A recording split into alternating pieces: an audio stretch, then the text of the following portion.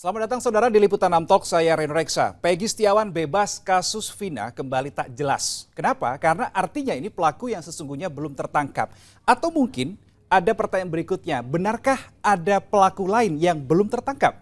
Seberapa sulit mengungkap kasus yang terpendam dalam 8 tahun lamanya ini? Saudara, ini akan kita diskusikan pada Liputan 6 Talks kali ini. Di saluran Zoom sudah ada Kabareskrim Polri periode 2008-2009, Komjen Pol Purnawirawan Susno Duaji. Pak Susno, apa kabar? Selamat sore Mas Rino, selamat sore para pemirsa. Terima kasih Pak Susno sudah meluangkan waktu untuk bergabung sama kami, dan juga nanti akan bergabung praktisi hukum Rasman Nasution yang kami masih menunggu untuk bergabung sama kami. Di studio SCTV sudah hadir Komisioner Kompolnas Yusuf Warshim. Pak Yusuf, apa kabar Pak? Alhamdulillah, selamat sore. Terima kasih Pak Yusuf sudah ke studio SCTV untuk kita berdiskusi pada kesempatan kali ini. Pak Susno, Pak Yusuf, sebelum kita mulai berdialog pada kesempatan kali ini, beberapa waktu yang lalu, saudara, kurang lebih beberapa jam yang lalu, saya baru saja juga mewawancarai Peggy Setiawan, mantan tersangka dalam kasus Vina Cirebon. Ada beberapa poin yang ia sampaikan terkait dengan proses penangkapan, kemudian proses BAP, dan seterusnya. Kita akan simak bersama, ini dia cuplikan wawancaranya. Waktu awal penangkapan itu saya sedang menjemput anak majikan saya sekolah. Nah, setelah itu saya langsung mengantarkan ke rumah neneknya, yang kebetulan dekat sekolah itu rumahnya. Itu posisinya di Bandung atau di mana? Di Bandung. Oke. Di Bandung. Sedang menjemput anak majikan di sekolah, kemudian mengantarkan ke rumahnya. Lalu apa yang terjadi, Mas? Lalu setelah sampai di rumah itu kan langsung aja saya berbincang sebentar sama yang punya rumah itu kan, sama ibunya, sama neneknya lah, sama neneknya kan bincang, sama bapaknya juga kan ada di situ. Bapaknya si anak-anak itu. Terus setelah itu saya mau ambil wudhu langsung digerebek gitu. Oh, berarti Anda ditangkapnya di rumah majikan Anda itu, di Bandung? Iya benar. Itu sekitar jam berapa itu, Mas? Sekitar mau maghrib sih. Oh, oke. Mau maghrib, karena Anda mau wudhu juga ya itu ya? Benar. Oke. Ketika Anda ditangkap, ada polisi datang, itu Anda langsung ditangkap begitu saja, atau ada upaya dari pihak kepolisian untuk memberikan penjelasan terlebih dahulu kepada Anda, Mas Peggy, Anda kami amankan karena ini, atau langsung diamankan saja itu, Mas? Waktu itu langsung diamankan saja sih, langsung diamankan, terus langsung diborgol, terus langsung dibawa itu. Anda sempat mencoba melakukan upaya memberikan klarifikasi begitu kepada pihak polisi atau mempertanyakan kenapa Anda ditahan? Iya, saya sempat mempertanyakan, Pak, ini kenapa gitu. Terus mereka bilang, udah kamu ikut aja gitu. Ketika Anda dibawa dari Polsek ke Polda, setibanya di Polda, apa yang terjadi? Ya, saya langsung di BAP. Di BAP. Anda ditanyai apa saja itu pada saat di BAP oleh polisi? Yang seingat Anda, Mas Peggy? Ditanya tentang kejadian seperti itu, apa kamu tahu? Saya jawab tidak, kan saya yang tidak tahu. Apakah kamu terlibat dalam ini? Saya jawab tidak. Terus apa kamu kenal sama pelaku ini? Saya jawab ada salah satu yang kenal itu. Itu sih kurang lebihnya begitu ya. Tidak ada, itu hanya pertanyaan-pertanyaan biasa saja ya, Mas Peggy, ya? Tidak ada upaya-upaya yang sifatnya terlalu memojokkan Anda atau gimana yang memaksa Anda untuk mengaku, tidak ada? Kalau seperti itu mereka selalu menekankan, ya udah kalau kamu nggak ngaku nggak terserah, kalau kita punya bukti sendiri, punya pendirian seperti itu. Jadi kalau mau, kami nggak butuh keterangan dari kamu. Oke. Jadi mereka hanya bertanya dan memberikan pernyataan seperti itu. Lalu Anda sempat mempertanyakan tidak terkait dengan statement atau pernyataan polisi itu, Mas Peggy? Ya, saya kan selalu bertanyakan, iya Pak, karena saya menjelaskan bahwa memang saya tidak bersalah, saya tidak pernah melakukan itu. Jadi saya mau ditanya apa, saya jawabnya nggak tahu. Emang saya nggak tahu pokok perkara seperti apa, seperti itu. Baik. Selama berapa lama, Mas Peggy, Anda di BAP di Polda Jawa Barat itu? Masih ingat kurang lebihnya? Di BAP itu selama baru saya masuk itu maghrib kan, sekitar malam, terus di BAP sampai subuh lah, sampai subuhan, sampai jam subuh sampai. Terus setelah itu diberi istirahat berapa 2 jam lah, kita 2 jam 3 jam, baru pagi-pagi langsung siap-siap lagi, suruh gelar perkara, terus langsung di BAP lagi sampai malam tuh. Nah, setelah konferensi pers, Mas Peggy, ini yang juga mendapat sorotan banyak pihak ini, Anda mencoba memberikan sinyal pakai tangan. begitu ya. Kemudian Anda juga memberikan keterangan bahwa Anda tidak melakukan apa yang disampaikan. Kenapa Anda seberani itu, Mas Peggy? Apa yang pada saat itu ada di benak Anda? Karena itu secara spontan. Jadi saya ngerasa memang saya nggak melakukan seperti itu karena saya memang nggak ngerasa nggak bersalah. Jadi ya, saya spontan untuk mengungkapkan apa yang saya rasakan seperti itu, apa yang saya alami seperti itu. Jadi ketika saya dituduh seperti itu kan otomatis kan hati saya bergejolak, hati saya kan gimana ya? Kok saya nggak salah, kok bisa diginiin? Gitu. Saya mempertanyakan, maka dari itu saya memberanikan diri untuk bisa ya bisa mengungkap inilah mengungkap yang sebenarnya, dia bilang, apa yang terjadi itu salah, apa yang mereka tuduhkan itu tidak benar. Jadi saya berani untuk mengungkapkannya itu. Hmm. Pada saat Anda melakukan itu, tadi Anda bilang spontan. Oke, tidak ada rasa ketakutan begitu ketika Anda setelah melakukan atau sebelum melakukan itu, Mas Peggy? Ya, ketika sebelum konferensi pers jujur saya ada pasrah gini. Ya mungkin itu udah jalan saya gitu. Jadi saya merasa sendiri kan waktu itu kan saya belum teman sama keluarga juga kan enggak. Jadi saya ngerasa ya mungkin itu udah jalan takdir saya di fitnah kayak gini. Lalu ketika di situ pas saya baru muncullah keberanian karena spontan itu, karena saya yang utama tuh ngelihat foto keluarga ada di depan. Terus ya saya nggak merasa apa ya, harkat martabat keluarga saya itu nanti diinjek-injek gitu. Jadi saya nggak mau itu terjadi. Lalu apa sempat ada yang disampaikan oleh pihak kepolisian tidak setelah Anda melakukan apa yang di konferensi pers tanggal 26 Mei itu? Iya, mereka itu cuma bilang gini, kamu tuh ngomongnya nanti ada waktunya buat kamu ngomong, ada seperti itu. Oke. Hanya itu saja yang dilakukan pada Anda? Hanya verbal omongan saja? Ya, hanya itu saja. Oke. Yang menyampaikan itu siapa? Polisi yang berada di kanan kiri Anda pada di konferensi pers atau seperti apa? Atau yang mana, Mas? Polisi yang itu yang ada di kanan kiri saya, si Resmo, sekitar itu. Itu tadi beberapa poin yang disampaikan oleh Peggy Setiawan kepada Liputan 6 SCTV, saudara, beberapa jam yang lalu sebelum kami memulai syuting pada kesempatan kali ini. Dan informasi saya dapatkan sudah tersambung lewat saluran Zoom ada praktisi hukum Rasman Nasution. Pak Rasman, bisa mendengar suara saya? Bisa. Terima kasih. Baik, terima kasih. Pak Rasman sudah bergabung sama kami di Liputan 6 Talks kali ini. Saya mungkin ingin ke Pak Susno terlebih dahulu. Pak Susno, ada beberapa poin tadi yang disampaikan oleh Peggy Setiawan begitu ya. Pertama terkait dengan proses penangkapan pada saat ditangkap, dia atau Peggy ini tidak disebutkan secara jelas alasan kenapa dia ditangkap oleh pihak kepolisian. Bagaimana tanggapan Anda, Pak Susno? Tanggapan saya sama dengan apa yang telah diputus di dalam sidang pra-peradilan begitu. Baik, apakah memang polisi ketika akan menangkap seseorang yang akan atau yang diduga itu sebagai pelaku punya kewajiban untuk menyampaikan bahwa Anda kami tangkap karena alasan A, B, C, D atau tidak perlu atau cukup tangkap saja, Pak? Sudah ada peraturannya ya, peraturan Kapolri ada, Perkap namanya, peraturan Kabariskrim ada. Kemudian kemarin kan sudah diungkap di pra-peradilan, jadi nggak saya tambah-tambah lagi. Oke. Baik, saya ingin minta pendapat kepada Pak Yusuf itu tadi apa yang sudah dijelaskan oleh Peggy Setiawan, beberapa poin dari proses penangkapan, proses BAP dan seterusnya. Apa tanggapan dari Kompolnas? Baik, terima kasih. Terkait dengan proses terhadap Peggy Setiawan itu sudah selesai karena sudah ada putusan pra-peradilan dan penyidik Polda Jabar sudah melaksanakan itu. Hanya sekarang apapun yang akan dilakukan untuk menuntaskan kasus ini tentu kami sendiri Kompolnas sebagai pengawas sedang mempersiapkan saran dan masukan. Untuk Polda Jabar. Begitu juga pada saat ini tentu kami sarankan terlebih dahulu penyidik Polda Jabar melakukan analisa dan evaluasi.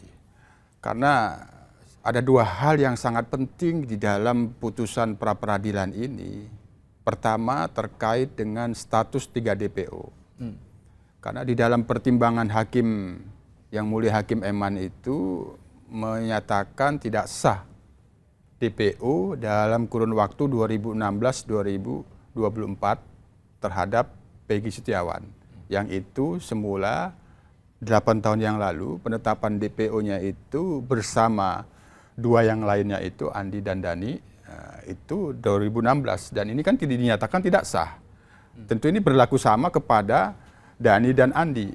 Tapi ini masih dalam analisa dan evaluasi hukum kita untuk menentukan saran dan masukan. Yang kedua, ini sudah disampaikan ke publik oleh kuasa hukum Peggy terkait dengan amar putusan Prapit yang kelima, yang itu bunyinya menyatakan tidak sah segala keputusan atau penetapan yang dikeluarkan lebih lanjut oleh termohon, yaitu penyidik Polda berkenaan dengan penetapan tersangka atas diri pemohon dan termohon.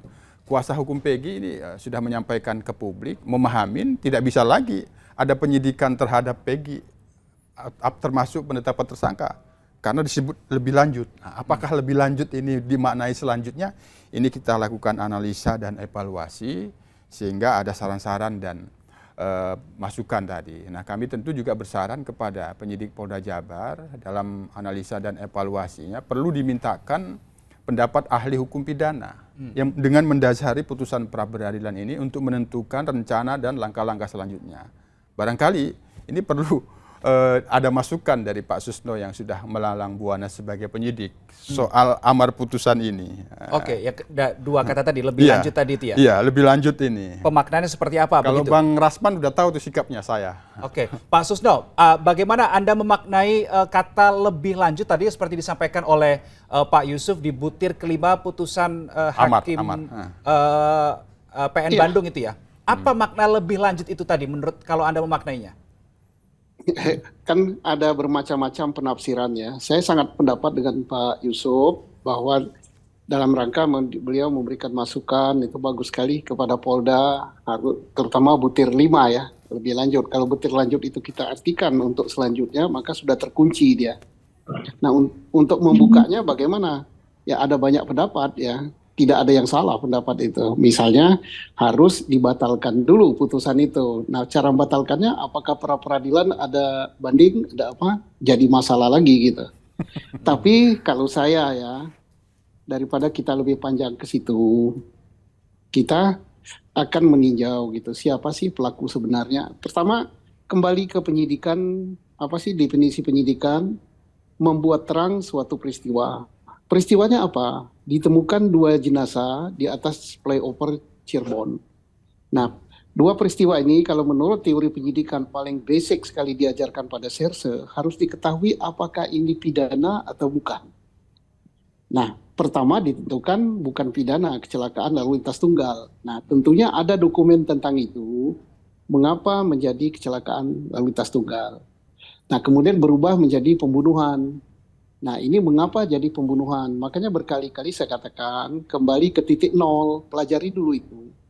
Jangan-jangan ini benar kecelakaan lalu lintas. Kalau kecelakaan lalu lintas apa betul kecelakaan tunggal atau ada lawannya begini? Kalau pembunuhan ya berarti pidana, baru kumpulkan alat buktinya.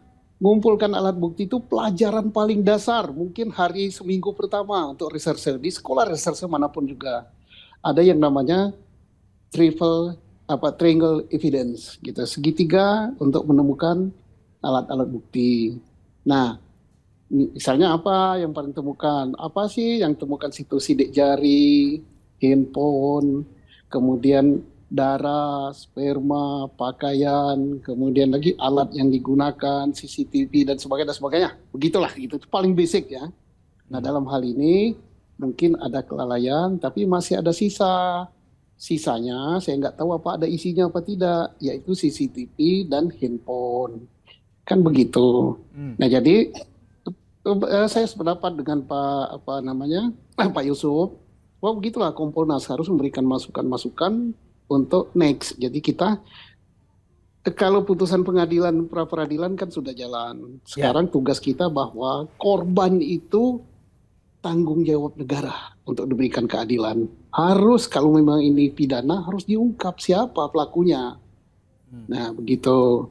Termasuk sekarang ada juga desakan dari publik ya, kalau kita lihat di di medsos mendesak untuk 7 atau 8 ya. 8 terpidana itu diragukan juga apakah mereka pelakunya. Nah, kalau memang ada desakan seperti itu, ya jalur hukum saja, jalur hukumnya PK gitu, putusan keadilan, Peninjauan peninjauan kembali. kembali gitu. Ya, jadi Oke.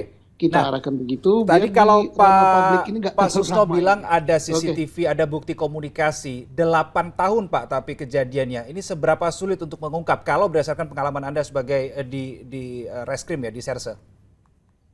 Tergantung ya, tergantung apakah pemeliharaan CCTV yang diambil itu DPR-nya diambil juga apa tidak, kemudian waktu saat diambil itu direkam ke USB atau tidak, kita nggak tahu kan. Hanya terungkap bahwa tidak dibuka. Nah, pengertian tidak dibuka itu apakah tidak dibuka di pengadilan atau memang sejak diterima tidak pernah dilihat apa isinya. Kita nggak tahu gitu. Nah, makanya sebaiknya diungkapkan apa sih kalau kesulitan, apa kesulitannya gitu.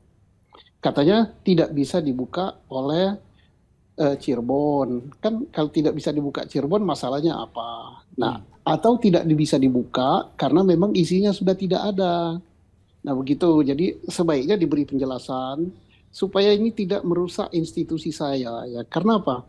Sekarang sudah beredar di medsos itu, wah, kasus Sambo CCTV-nya masalah. Kemudian kasus di Padang kemarin CCTV-nya masalah. Kemudian kasus ini CCTV-nya masalah. Janganlah ini dikembang-kembangkan, sebaiknya Humas Polri memberikan penjelasan apa masalahnya.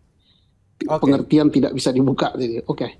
Oke, baik. Saya ingin minta pendapat ke Pak Rasman Nasution, praktisi hukum. Anda kan kalau saya baca di beberapa pemberitaan, Anda ingin mempermasalahkan soal Hakim Eman ini. Apa pendapat atau pertimbangan Anda mempermasalahkan ini, Pak Rasman?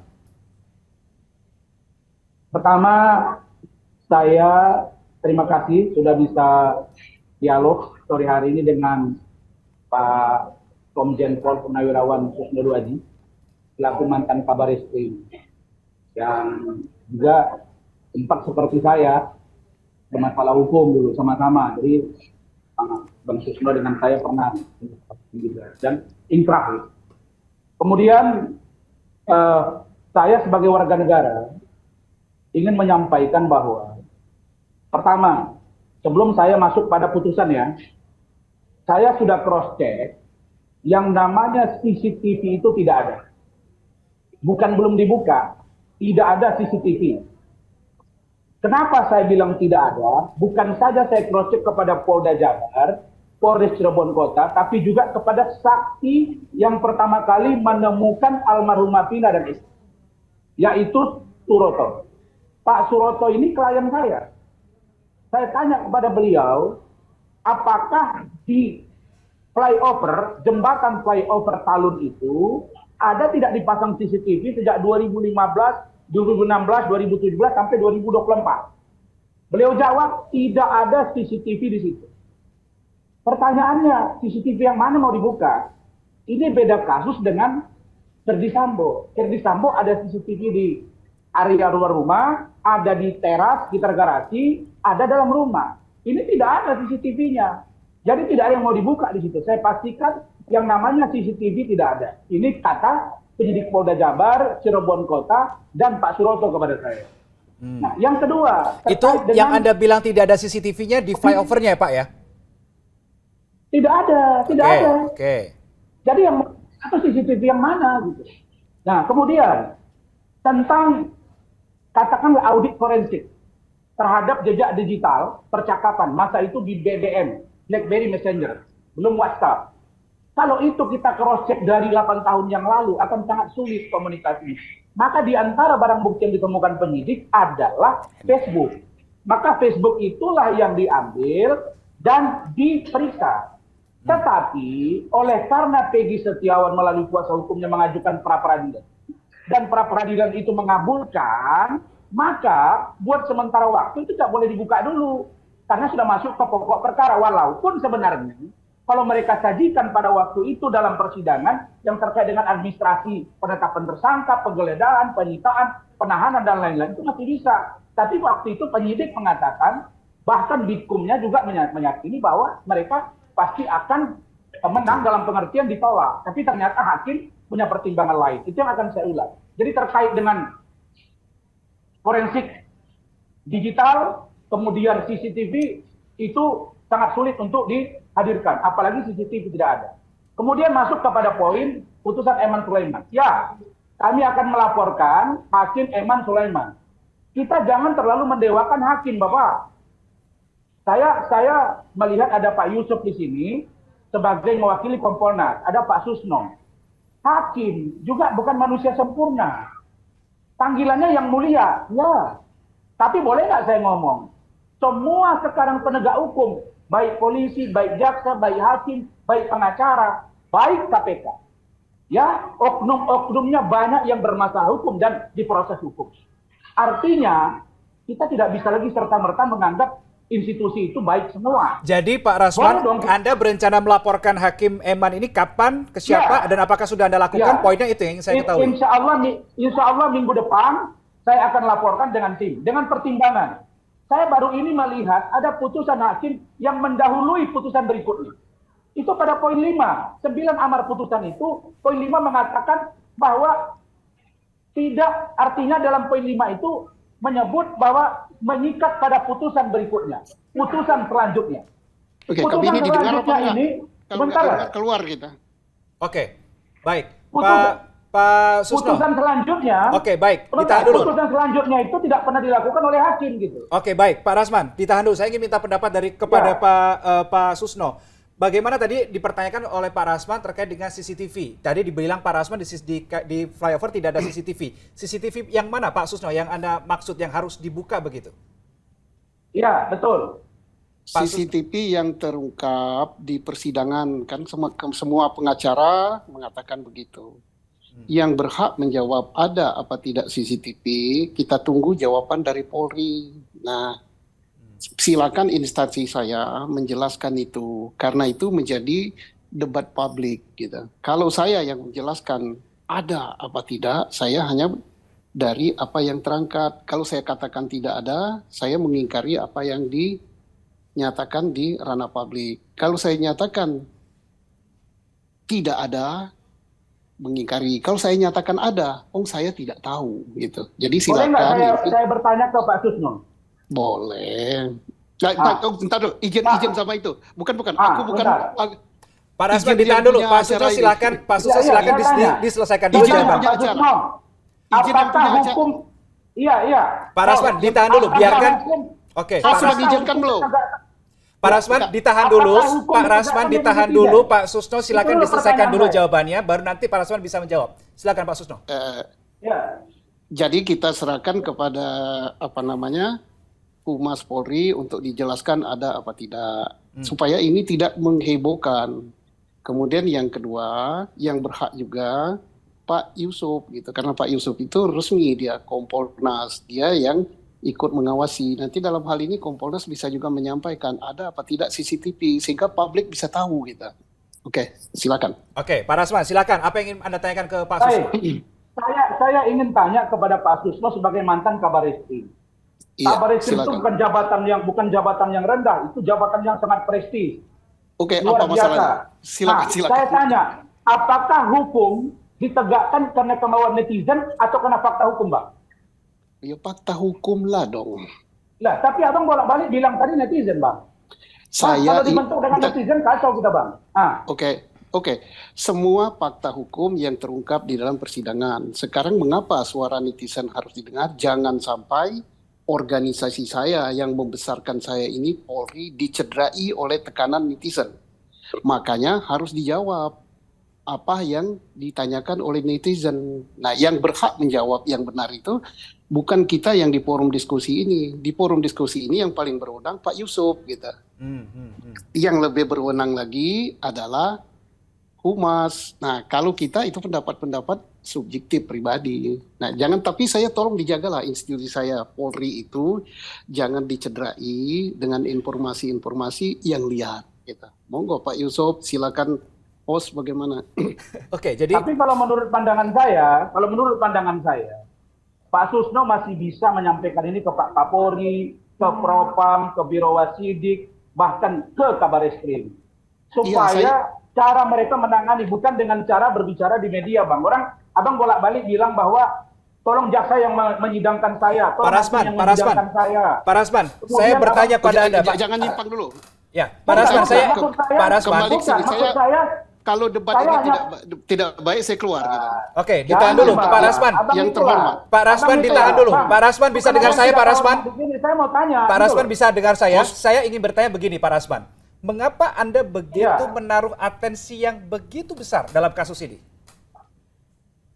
Begini, saya kalau boleh jujur, saya sendiri pun banyak mengalami tekanan-tekanan, laporan-laporan yang menurut saya sangat tidak berdasar di Polres, di Polda, di Polres, di Mabes. Tapi saya lakukan dengan cara-cara bahwa saya melaporkan itu, saya laporkan ke Propam, saya laporkan ke Irwasum, saya laporkan ke Kapolri, Biro Wasidik, dan lain-lain, dan itu diproses gitu. Nah, adapun tentang yang saya sampaikan kepada Pak Susno tadi, atau abang saya, sebenarnya Kang Susno, beliau masih bisa nyampaikan ini Oke, ke baik. Pak Kapolri. Oke. Baik, Pak Rasman. Oke. Ditahan dulu, Pak Rasman, ditahan dulu. Gitu? Saya ingin minta pendapat Oke, kepada Pak dengan- Yusuf yang ada di studio SCTV. Saya jawab.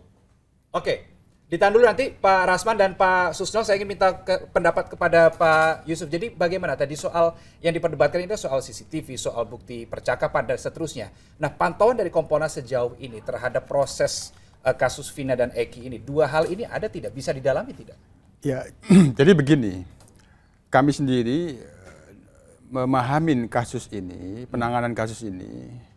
Pada saat tanggal 28 Mei kami meminta klarifikasi, tergambar di kami, ini penanganan oleh tim penyidik baru tahun 2024, Oke. yang itu menangani Peggy Setiawan, jangan sampai terbebani pada kelemahan-kelemahan 8 tahun yang lalu.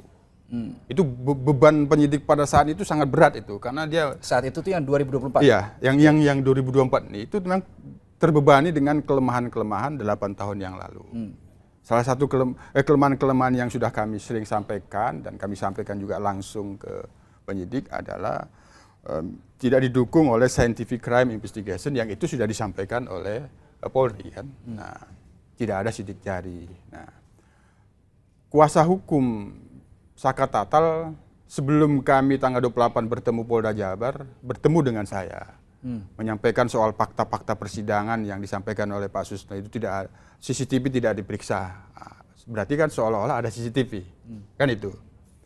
Pada saat kami klarifikasi, penjelasan Polda Jabar itu sama yang disampaikan oleh Bang Rasman. Barang bukti CCTV itu tidak ada. Oke. Di tempat kejadian perkara tidak ada CCTV. Nah, Yang di flyover berarti ya? ya, di tempat kejadian perkara tidak ada CCTV.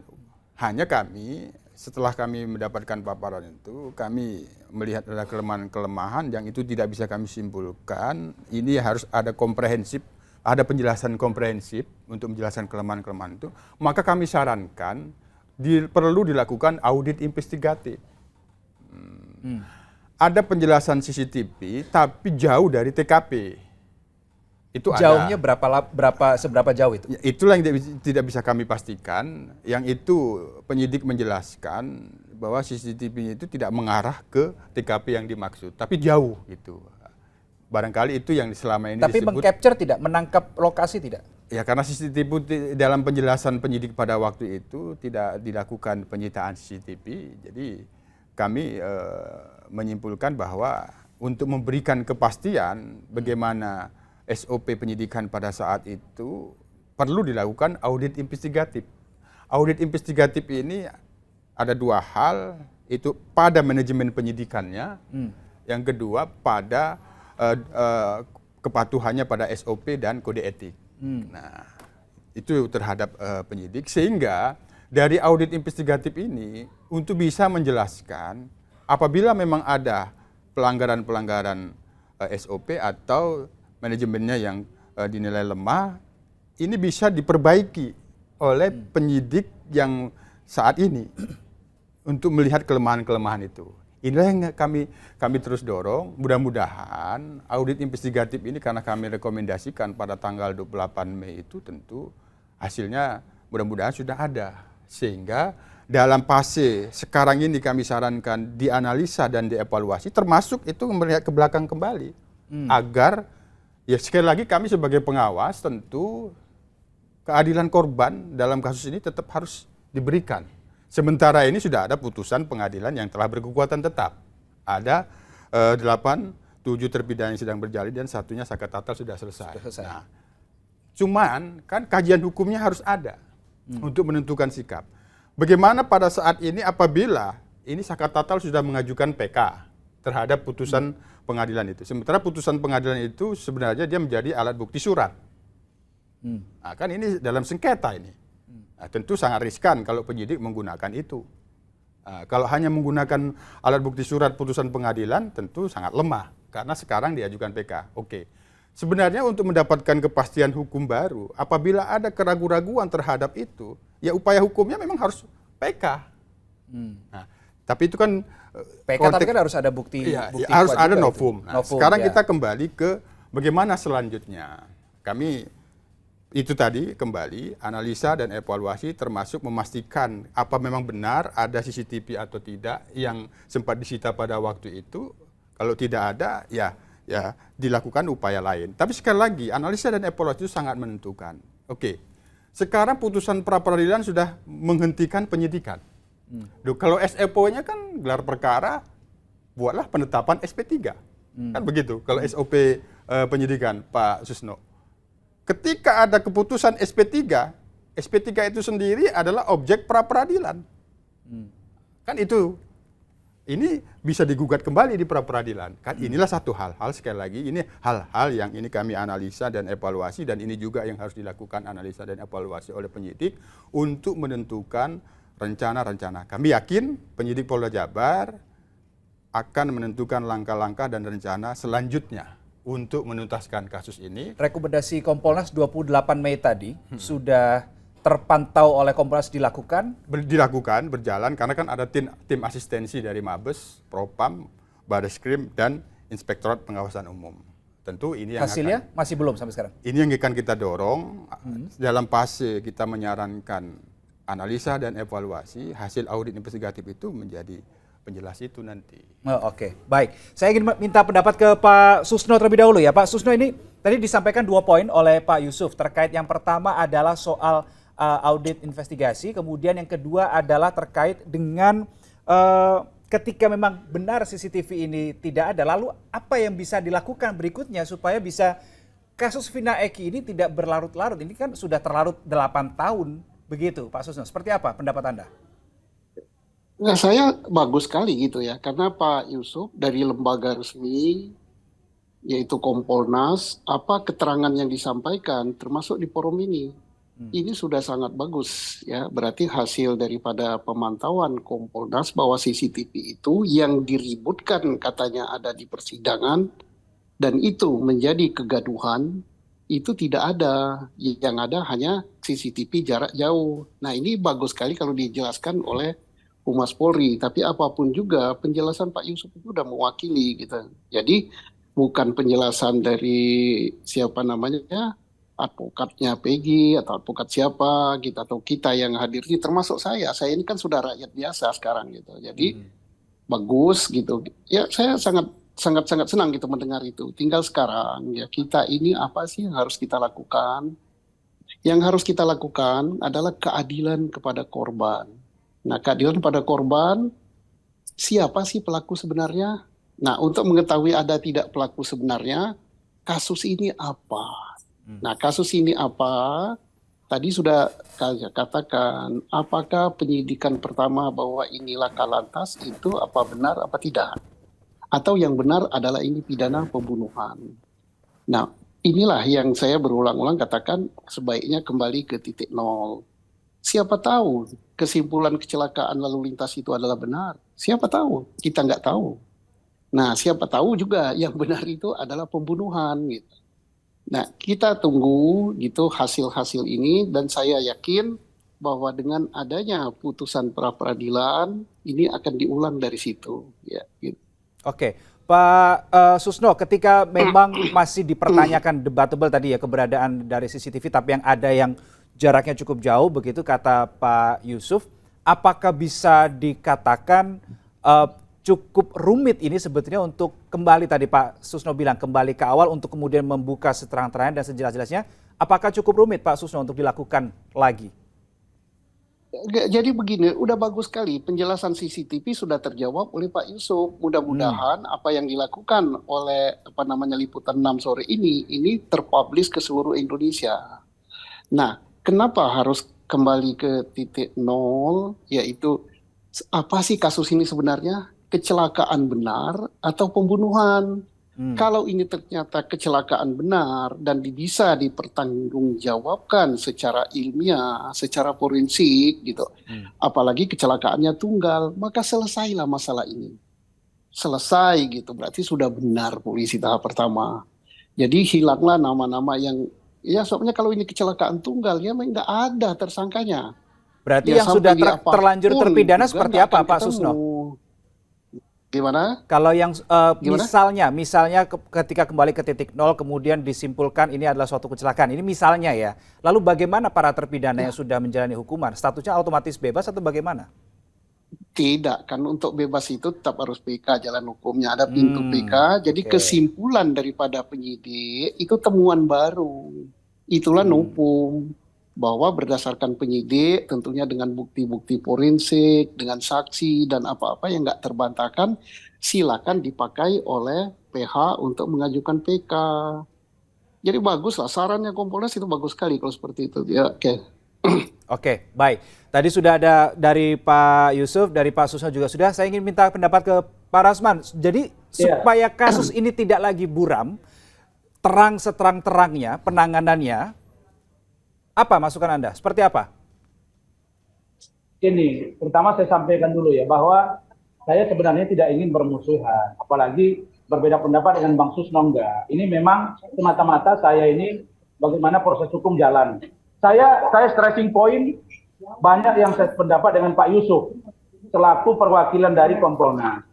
Tetapi ada satu hal Pak Yusuf, bahwa dalam data yang kami punya berdasarkan fakta-fakta, saya ingin sampaikan terkait dengan pengajuan PK, saya ingin sampaikan sekarang ada satu orang yang bernama Saka Tatal. Halo, berisik nih. Iya. Silakan. Halo? Silakan. Ada suara masuk. Ada suara masuk. Oke, baik. Mungkin Ada suara masuk. ada suara lain yang masuk di sini, teman-teman bisa tolong dibantu.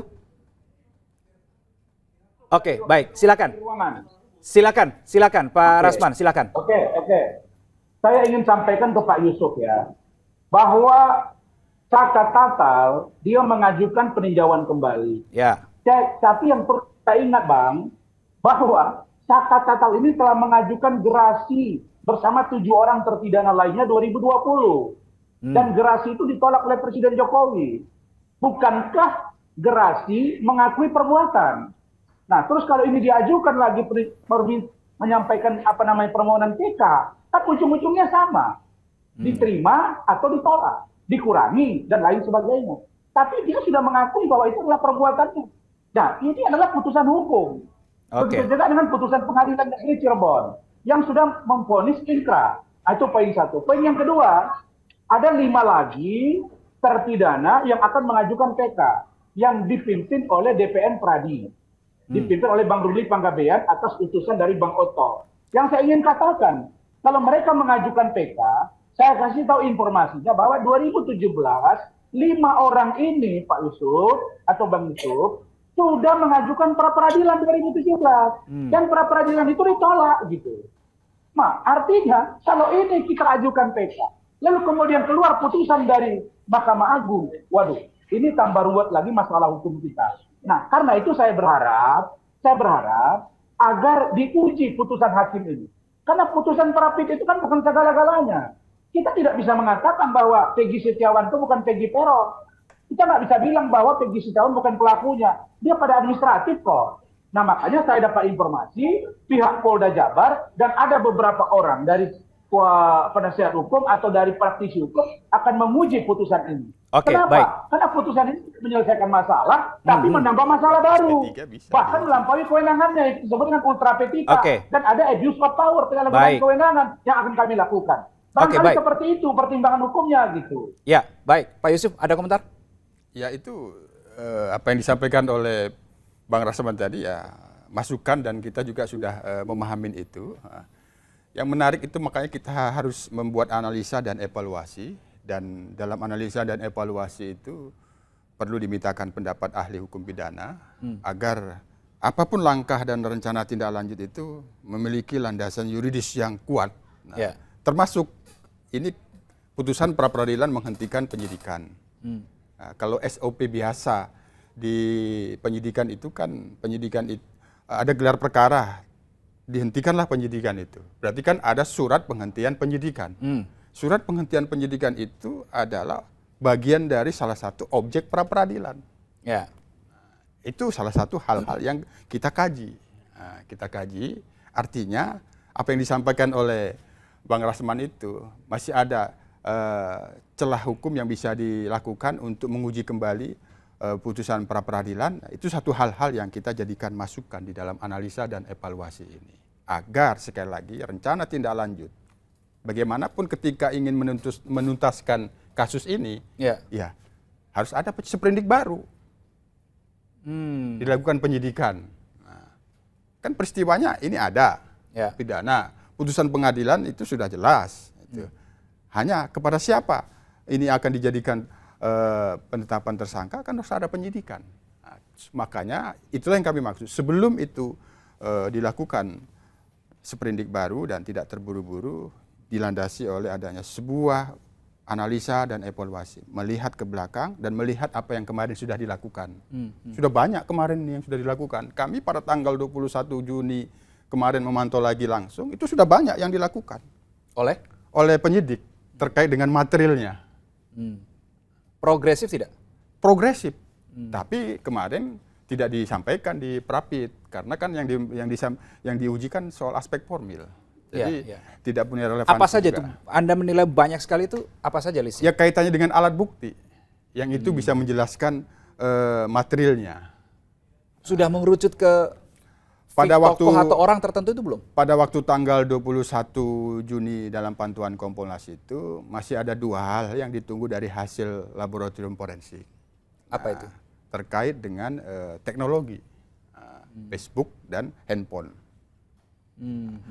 Hasil laboratorium forensik itu kan menjadi keterangan ahli forensik nantinya kalau itu dijadikan alat bukti. Jadi kalau kita hitung dari tanggal 21 Juni sampai sekarang ya kemungkinan hasilnya sudah ada. Ini kan tidak menjadi sia-sia saja. Nah, tentu sekali lagi kami sedang menyusun analisa saran dan masukan. Sembari kami menyusun ini kami sarankan kepada Polda Jabar untuk menentukan langkah-langkah selanjutnya yang itu dimungkinkan menuntaskan kasus ini melalui seprindik baru. Lakukan dulu analisa dan evaluasi. Mintakan pendapat ahli hukum pidana untuk memastikan saja ini landasan yuridisnya seperti ini. Nah, Oke, baik. Pak Susno, Anda sebagai mantan Kabar Eskrim begitu ya. Kalau melihat kondisinya seperti ini, supaya bisa jelas gamblang ke depan. Tadi Anda mengatakan kembali ke titik nol. Pertanyaannya begini, siapa yang harus diperiksa terlebih dahulu untuk bisa mengetahui ini secara terang benderang, alat bukti apa yang harus didapatkan atau yang harus didetailkan lagi, dijembrengin lagi, begitulah Pak Susno. Apa yang akan Anda lakukan? Atau masukan ini bisa jadi masukan juga untuk penyidik? Pertama, mungkin sebagian penyidiknya sudah ada yang pensiun ya, karena 8 tahun. Sebaiknya tidak terbuka ke publik, tapi tetap di bawah kendali atau di bawah pantauan dari Kompolnas, pengawas penyidik, gitu dari Mabes ya, dan termasuk juga dari Propam ya. Ditanya benar-benar, dievaluasi benar-benar kasus ini saat ditemukan itu untuk menentukan peristiwanya itu apa sih? Apakah ini pidana atau bukan pidana? Setelah kita sampaikan misalnya pidana. Nah kalau pidana lanjutkan apa yang didapat oleh hasil daripada Pak Yusuf dalam pemantauan. Karena kalau bukti elektronik itu ada terkait dengan IT dan menohok kepada peristiwa pada satu orang, mau ngaku, mau tidak ngaku, mau apapun, silakan. Karena itu sudah tak terbantahkan gitu bukti elektronik. Makanya Pak Kapolri dalam pidatonya menekankan selalu bahwa bukti forensik gitu. Jadi silakan disidik termasuk, bukan disidik ya, tapi dimintai keterangan waktu menentukan ini pidana itu bagaimana sih? Tapi itu Waktu tidak menentukan berlaku ini lagi. laka lantas Dengan itu bagaimana putusan sih? sudah Kemudian hangus semua. barang Diulang. buktinya itu apa? Dan sebagainya. Dan perlu diperdalam lagi saksi-saksi yang sudah diperiksa dulu untuk proses sidang 2016 yang disidangkan 2017. Kalau ada kekurangan, nggak apa-apa. Karena apa? Meriksa saksi yang dulu tidak dilarang kan. Yang diputuskan pra-peradilan itu kan terkait dengan tersangka Peggy. Tapi untuk tersangka yang lain, untuk saksi yang lain tidak salah itu diperiksa. Nah sekarang bagaimana untuk perlawanan terhadap pra-peradilan? Ya inilah yang namanya hukum. Asiknya hukum itu di sini kan. Tidak ada sesuatu yang sempurna. Pasti ada celahnya. Tadi di Kurasman sudah nemukan celahnya. Oh di situ di nomor 5 itu katanya ada keanehan. Ya silakan. Itulah asiknya hukum ini. Nah, bagi berdebat dan ketemu di situ. Nah, sekarang kalau kita misalnya ya, ini saya sumbang sedikit lah ya, Ya. dan saya belum tentu benar ya. Kalau seandainya dibuka lagi misalnya, apakah keputusan penyidikan ini harus dibatalkan gitu nomor 5. Nah, cara batalkannya gimana? Dan praktisi hukum tahu itu caranya gimana. Nah, ini asiknya itu di sini. Kan banyak profesor kita dan ini mungkin temuan-temuan baru yang akan menambah wawasan kita. Termasuk saya yang sudah pensiun ini ingin ditambah wawasan juga. Oh itu. Ada yang berpendapat pra-peradilan tidak bisa dibanding. Ada yang tapi nggak ada yang sesuatu yang hakiki di dunia ini. Sesuatu itu kan pasti ada, yang sempurna itu nggak ada lah, kecuali ciptaan Tuhan gitu. Ya, terima kasih. Oke, jadi bagaimana menurut Bang Rasman menyikapi tadi apa yang sudah disampaikan oleh Pak Kita Susno? sudah hampir mengkerucut ya. Saya terima kasih, apresiasi saya buat Bang Susno. Saya kira masukan beliau benar ya. Ada celah hukum. Pak Yusuf juga sudah sampaikan tadi. Apa itu celah hukumnya? Pertama, putusan hakim ini mengikat ke depannya. Ini kalau dalam pandangan hukum saya dan tim adalah abuse of power, abuse of authority. Menyalahgunakan kewenangan yang diberikan terhadap dia. Itulah yang disebut dengan ultra petitum. Nah, kemudian saya ingin beritahu Bang Yusuf. Bang Yusuf, saya sampaikan bahwa ketika Pak Beni Mamoto berbicara di Treskrimum Polda Jabar, pasca dikeluarkannya putusan atau dibacakannya putusan oleh Hakim Eman Sulaiman yang menerima gugatan dari Peggy Setiawan, beliau ada stressing point yang menarik. Beliau mengatakan bahwa Perpol, Perkaba, Perkap itu menyesuaikan dengan perkembangan zaman dan tidak boleh disamakan. Nah, dia kalau saya lihat itu berbicara kepada hakimnya ya, tidak boleh disamakan penerapan hukumnya antara seorang pencuri dengan seorang pembunuh. Oke. Tentulah itu Bang Susno pasti paham. Berikutnya kita juga ingin menguji apakah Perkap, peraturan Kapolri, apakah Perpol, peraturan polisi, ataukah Perkaba, peraturan kabar reskrim dan lain-lain bisa dijadikan rujukan oleh hakim untuk memvonis seseorang. Bukankah Perkaba, Perpol, dan Perkap itu adalah internal kepolisian yang digunakan oleh penyidik, bukan dijadikan landasan memutus. Nah, Hakim Eman Sulaiman menjadikan landasan itu. Nah, yang terakhir, kita semua sekarang bingung, apakah DPO dipanggil dulu 3 kali, surat, tidak datang, kemudian diperiksa dulu sebagai calon tersangka. Saya kok bingung kalau besok Harun Masiku yang sekarang DPO lebih dari 3 tahun ditemukan, harus dipanggil dulu, saya kira 1000 kali langkahnya akan lari. Inilah yang menurut saya keruwetan hukum. Jadi ini bukan menyelesaikan masalah, tapi menambah masalah baru, tetapi monggo kita uji. Nah terakhir, Mas, yang terakhir kali, saya dapat informasi, ada banyak orang, termasuk Bitkum Polda Jabar, akan melakukan pra-peradilan, menguji SP3 yang diterbitkan pada putusan pengadilan. Saya kira ke sana menarik.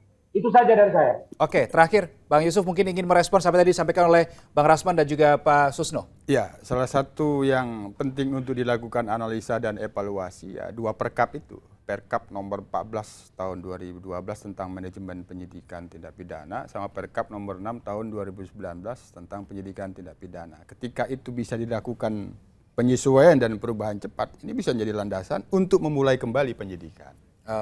Tapi tetap harus ada sprindik baru berarti artinya ya? Ya, pasti. Tetap. Itu SOP. Itu salah satu hal-hal yang sudah disampaikan oleh Bang Rasman, Pak Beni Mamodo itu betul. Itu kita jadikan salah satu masukan untuk bisa dilakukan penyesuaian tetap terhadap 2 Perkap itu sehingga menjadi landasan penyidik untuk melakukan kembali. Ada tidak batas waktu yang akan diberikan? Karena ini kan sudah 8 tahun ya Bang ya, penantiannya cukup lama dan belum kelar-kelar juga masalahnya. Ada tidak mungkin komunikasi dari Kompolnas pada pihak Polda Jawa Barat, kepada pihak Polda Jawa Barat sekarang ya yang mengatasi itu? Ya secara sederhana kan namanya kaitannya dengan penetapan seseorang menjadi tersangka kan melalui dari proses upaya penyidikan. Sekarang apabila merujuk pada putusan pra peradilan, penyidikan itu sudah dihentikan. Apalagi ada amar kelima itu yang itu Lebih lanjut tadi itu ya. menurut saya sebagai orang hukum multitafsir. Multitafsir. Karena tidak ada kata selanjutnya. Hanya dikatakan lebih lanjut. Lebih lanjut itu berbeda dengan selanjutnya. Lebih lanjut dalam bahasa Indonesia, lanjut artinya lama, bisa lebih lama. Jadi hal-hal yang kemarin yang lama itu sudah tidak ada lagi artinya. Bukan berarti selanjutnya itu, tapi kan itu soal kajian hukum. Tapi ini yang sekali lagi kami akan memberikan saran dan masukan kepada penyidik Polda Jabar dalam rangka rencana tindak lanjut dan langkah-langkah yang akan dilakukan, termasuk terkait dengan menyesuaikan evaluasi 2 Perkap itu, karena ini menjadi landasan teknis bagi penyidik melakukan penyidikan. Walaupun demikian juga kami bersaran kepada penyidik Polda Jabar untuk melakukan analisa dan evaluasi apapun yang akan dilakukan terkait dengan rencana-rencana tindak lanjut menuntaskan kasus Vina dan Eki ini. Oke, menuntaskan kasus Vina dan Eki yang terjadi di tahun 2016. Pak Susno, terakhir harapan Anda supaya kasus ini benar-benar tuntas dan tidak mengendap lagi selama beberapa tahun. Apa? Oke, karena ini sudah banyak yang masukan ya. Jangan hanya reserse saja yang bekerja, itu fungsi saya dulu. Binkum juga bekerja. Masukan dari Pak Bini Mamoto juga bagus. Hukum itu tidak berkembang gitu ya, berkembang. Termasuk juga Perkap itu hukum ya, peraturan itu. Buatlah 2014 sampai sekarang kan sudah 11 tahun ya kita. Ya 11. 2012 10 ya? lah taruhlah. Itu mungkin Binkum sudah harus mengevaluasi itu. Tadi kan Adinda Rasman sudah mencak-mencak, dia katakan kalau maling dikatakan gitu apa harus 3 kali DPO apa bagaimana gitu kan.